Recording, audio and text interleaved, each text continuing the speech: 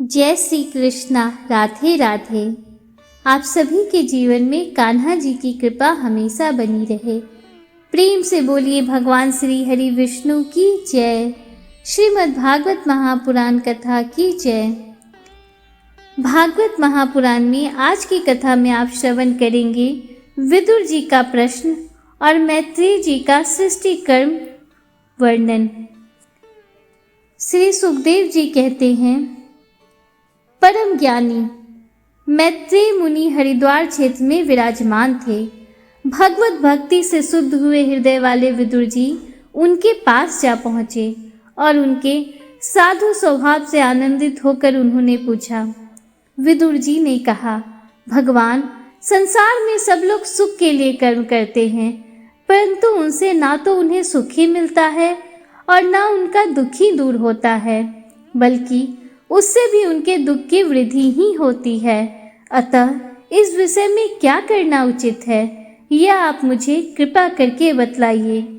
जो लोग दुर्भाग्यवश भगवान श्री कृष्ण से विमुख, अधर्म परायण और अत्यंत दुखी हैं, उन पर कृपा करने के लिए ही आप जैसे भाग्यशाली भगवत भक्त संसार में विचरा करते हैं। साधु शिरोमणि, आप मुझे उस शांति पर साधन का उपदेश दीजिए जिसके अनुसार आराधना करने से भगवान अपने भक्तों के भक्तिपूत हृदय में आकर विराजमान हो जाते हैं और अपने स्वरूप का अप्रोच अनुभव कराने वाला सनातन ज्ञान प्रदान करते हैं। त्रिलोकी के नियंता और परम स्वतंत्र श्री हरि अवतार लेकर जो जो लीलाएं करते हैं, जिस प्रकार अकर्ता होकर भी उन्होंने कल्प के आरंभ में इस सृष्टि की रचना की, जिस प्रकार इसे स्थापित कर वे जगत के जीवों की जीविका का विधान करते हैं, फिर जिस प्रकार इसे अपने हृदय आकाश में लीन कर वृत्ति शून्य हो योग माया का आश्रय लेकर शयन करते हैं, और जिस प्रकार वे देवेश्वर प्रभु एक होने पर भी इस ब्रह्मांड में अंतर्यामी रूप से अनुप्रविष्ट होकर अनेकों रूपों में प्रकट होते हैं, वह सब रहस्य आप हमें समझाइए। ब्राह्मण, गौ और देवताओं के कल्याण के लिए जो अनेकों अवतार धारण करके लीला से ही नाना प्रकार के दिव्य कर्म करते हैं, वे भी हमें सुनाइए। यशस्वियों के मुकुटमणि श्री हरि के लीलामृत का पान करते करते हमारा मन तृप्त नहीं होता। हमें यह भी सुनाइए कि उन समस्त लोकापतियों के स्वामी श्री हरि ने इन लोकों, लोकपालों और लोकालोक पर्वत से बाहर के भागों को, जिनमें ये सब प्रकार के प्राणियों के अधिकार अनुसार भिन्न भिन्न भेद प्रतीत हो रहे हैं, किन तत्वों से रचा है। द्विजवर, उन विश्वकर्ता स्वयंभू श्री नारायण ने अपनी प्रजा के स्वभाव, कर्म, रूप और नामों के भेद की किस प्रकार रचना की है। महाराज, मैंने श्री व्यास जी के मुख से ऊंच नीच वर्गों के धर्म तो कई बार सुने हैं, किंतु अब श्री कृष्ण कथा अमृत के प्रवाह को छोड़कर अन्य स्वल्प सुखदायक धर्मों से मेरा चित्त ऊब गया है। उन तीर्थपाद श्री हरि के गुणानुवाद से तृप्त हो भी कौन सकता है। उनका तो नारद आदि महात्मागण भी आप जैसे साधुओं के समाज में कीर्तन करते हैं, तथा जब ये मनुष्यों के कर्ण रंध्रों में प्रवेश करते हैं, तब उनकी संसार चक्र में डालने वाली घर गृहस्थी की आसक्ति को काट डालते हैं। भगवान, आपके सखा मुनिवर श्री कृष्ण द्वैपायन ने भी भगवान के गुणों का वर्णन करने की इच्छा से ही महाभारत रचा है। उसमें भी विषय सुखों का उल्लेख करते हुए मनुष्यों की वृद्धि को भगवान की कथाओं को ओर लगाने का ही प्रयत्न किया गया है। यह भगवत कथा की रुचि श्रद्धालु पुरुष के हृदय में जब बढ़ने लगती है, तब अन्य विषयों से उसे विरक्त कर देती है। वह भगवत चरणों के निरंतर चिंतन से आनंद मग्न हो जाता है और उस पुरुष के सभी दुखों का तत्काल अंत हो जाता है। मुझे तो उन सोचनीय के भी सोचनीय अज्ञानी पुरुषों के लिए निरंतर खेद रहता है, जो अपने पिछले पापों के कारण श्री हरि की कथाओं से विमुख रहते हैं। हाय, काल भगवान उनके अमूल्य जीवन को काट रहे हैं और वे वाणी, देह और मन से व्यर्थ वाद विवाद, व्यर्थ चेष्टा और व्यर्थ चिंतन में लगे रहते हैं। मैत्रेय जी, आप दीनों पर कृपा करने वाले हैं, अतः भौरा जैसे फूलों में से रस निकाल लेता है, उसी प्रकार इस लौकिक कथाओं में से इनकी सारभूता परम कल्याणकारी पवित्र कीर्ति श्री हरि की कथाएं छांट कर हमारे कल्याण के लिए सुनाइए। उन सर्वेश्वर ने संसार की उत्पत्ति, स्थिति और संहार करने के लिए अपनी माया शक्ति को स्वीकार कर राम कृष्ण आदि अवतारों के द्वारा जो अनेकों अलौकिक लीलाएं की हैं, वह सब मुझे सुनाइए।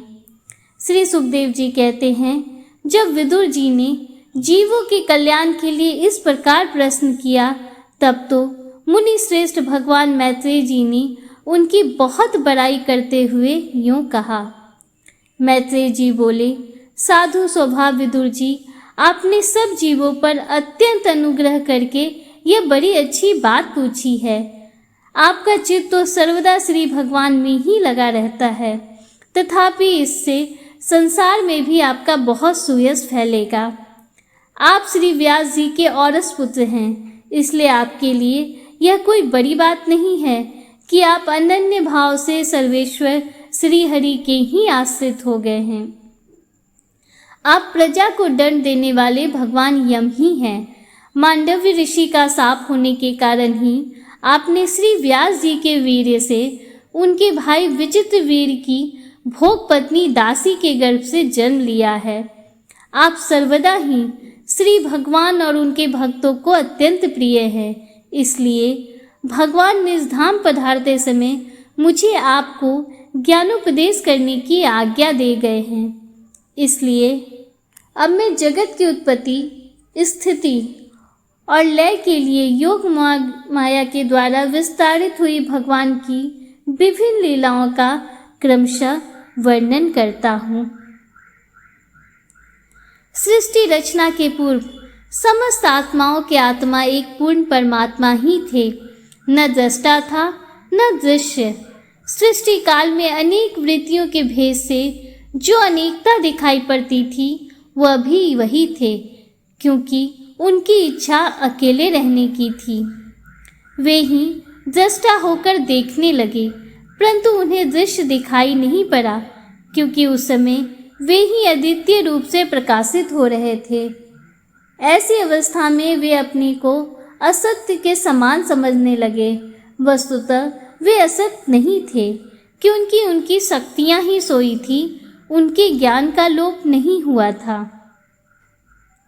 यह दृष्टा और दृश्य का अनुसंधान करने वाली शक्ति ही कार्य कारण रूपा माया है।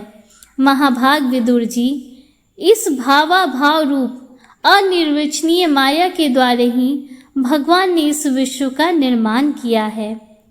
काल शक्ति से जब यह त्रिगुणमयी माया क्षोभ को प्राप्त हुई, तब उन इंद्रियातीत चिन्मय परमात्मा ने अपने अंश पुरुष रूप से उसमें चिदाभास रूप बीज स्थापित किया। तब काल की प्रेरणा से उस अव्यक्त माया से महत्त्व प्रकट हुआ। वह मिथ्या अज्ञान का नाशक होने के कारण विज्ञान स्वरूप और अपने में सूक्ष्म रूप से स्थित प्रपंच की अभिव्यक्ति करने वाला था। फिर चिदाभास गुण और काल के अधीन उस महत्त्व ने भगवान की दृष्टि पड़ने पर इस विश्व की रचना के लिए अपना रूपांतर किया। महत् तत्व के विकृत होने पर अहंकार की उत्पत्ति हुई, जो कार्य, अधिभूत, कारण, अध्यात्म और कर्ता, अधिदेव रूप होने के कारण भूत, इंद्रिय और मन का कारण है। वह अहंकार वैकारिक, सात्विक, तेजस, राजस और तामस भेद से 3 प्रकार का है। अतः अहम तत्व में विकार होने पर वैकारिक अहंकार से मन और जिनसे विषयों का ज्ञान होता है, वे इंद्रियों के अधिष्ठाता देवता हुए। तेजस अहंकार से ज्ञानेंद्रियां और कर्मेंद्रियां तथा तामस अहंकार से सूक्ष्म भूतों का कारण शब्द तन्मात्र हुआ और उससे दृष्टांत रूप से आत्मा का बोध कराने वाला आकाश उत्पन्न हुआ। भगवान की दृष्टि जब आकाश पर पड़ी तब उससे फिर काल, माया और चिदाभास के योग से स्पर्श तन्मात्र हुआ और उसके विकृत होने पर उससे वायु की उत्पत्ति हुई। अत्यंत बलवान वायु ने आकाश के सहित विकृत होकर रूप तन्मात्र की रचना की और उससे संसार के प्रकाश का तेज उत्पन्न हुआ। फिर परमात्मा की दृष्टि पड़ने पर वायु युक्त तेज ने काल, माया और चिदंस के योग से विकृत होकर रस तन्मात्र के कार्य जल को उत्पन्न किया। तदंतर तेज से युक्त जल ने ब्रह्मा का दृष्टिपात होने पर काल, माया और चिदंस के योग से गंध गुणमयी पृथ्वी को उत्पन्न किया। विदुर जी, इस आकाश आदि भूतों में से जो भूत पीछे पीछे उत्पन्न हुए, उनमें क्रमशः अपने पूर्व भूतों के गुण भी अनुगत समझने चाहिए। ये महत्त्वादि के अभिमानी, विकार, विक्षेप और चेतना विशिष्ट देवगण श्री भगवान के ही अंश हैं, किंतु पृथक पृथक रहने के कारण जब वे विश्व रचना रूप अपने कार्य में सफल नहीं हुए, तब हाथ जोड़कर भगवान से कहने लगे। देवताओं ने कहा, देव, हम आपके चरण कमलों की वंदना करते हैं। ये अपनी शरण में आए हुए जीवों का ताप दूर करने के लिए छत्र के समान हैं तथा इनका आश्रय लेने से यतिजन अनंत संसार दुख को सुगमता से ही दूर फेंक देते हैं। जगतकर्ता जगदीश्वर इस संसार में ताप से व्याकुल हो रहने के कारण जीवों को जरा भी शांति नहीं मिलती। इसलिए भगवान, हम आपके चरणों की ज्ञानमयी छाया का आश्रय लेते हैं। मुनिजन एकांत स्थान में रहकर आपके मुख कमल का आश्रय लेने वाले वेद मंत्र रूप पक्षियों के द्वारा जिसका अनुसंधान करते रहते हैं तथा जो संपूर्ण पाप नाशनी नदियों में श्रेष्ठ श्री गंगा जी के उद्गम स्थान है, आपके उन परम पावन पाद पद्मों का हम आश्रय लेते हैं। हम आपके चरण कमलों की उस चौकी का आश्रय ग्रहण करते हैं जिसे भक्तजन श्रद्धा और श्रवण कीर्तन आदि रूप भक्ति से परिमार्जित अंतःकरणों में धारण करके वैराग पुष्ट ज्ञान के द्वारा परम धीर हो जाते हैं। ईशा, आप संसार की उत्पत्ति, स्थिति और संहार के लिए ही अवतार लेते हैं, अतः हम सब आपके उन चरण कमलों की शरण लेते हैं जो अपना स्मरण करने वाले भक्तजनों को अभय कर देते हैं। जिन पुरुषों का देह, गेह तथा उनसे संबंध रखने वाले अन्य तुच्छ पदार्थों में अहंता, ममता का दृढ़ दुराग्रह है, उनके शरीर में रहने पर भी जो अत्यंत दूर हैं, उन्हीं आपके चरणार विंदों को हम भजते हैं। परम यशस्वी परमेश्वर, इंद्रियों के विषयाभिमुख रहने के कारण जिनका मन सर्वदा बाहर ही भटका करता है, वे पामर लोग आपके विलासपूर्ण पाद विन्यास की शोभा के विशेषज्ञ भक्त जनों का दर्शन नहीं कर पाते हैं। इसी से वे आपके चरणों से दूर रहते हैं। देव, आपके कथा अमृत का पान करने से उमड़ी हुई भक्ति के कारण जिनका अंतःकरण निर्मल हो गया है, वे लोग वैराग ही जिसका सार है, ऐसा आत्मज्ञान प्राप्त करके अनायास ही आपके बैकुंठ धाम को चले जाते हैं। दूसरे धीर पुरुष चित्त निरोध रूप समाधि के बल से आपकी बलवती माया को जीतकर आप में लीन तो हो जाते हैं, पर उन्हें श्रम बहुत होता है, किंतु आपकी सेवा के मार्ग में कुछ भी कष्ट नहीं है।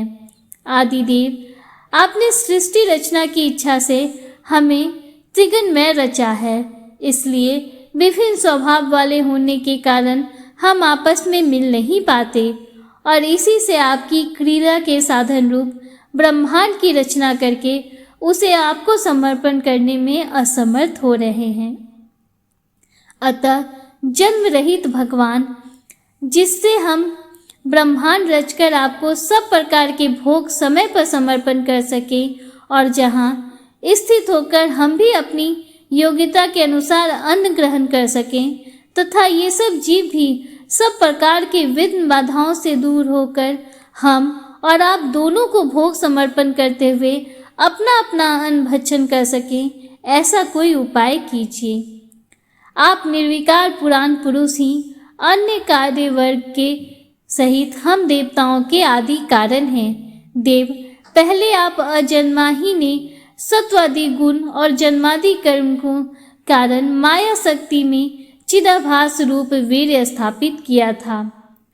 परमात्म देव महत्त्वादि रूप हम देवगण जिस आकार के लिए उत्पन्न हुए हैं उसके संबंध में हम क्या करें। देव, हम पर आप ही अनुग्रह करने वाले हैं, इसलिए ब्रह्मांड रचना के लिए आप हमें क्रिया शक्ति के सहित अपनी ज्ञान शक्ति भी प्रदान कीजिए।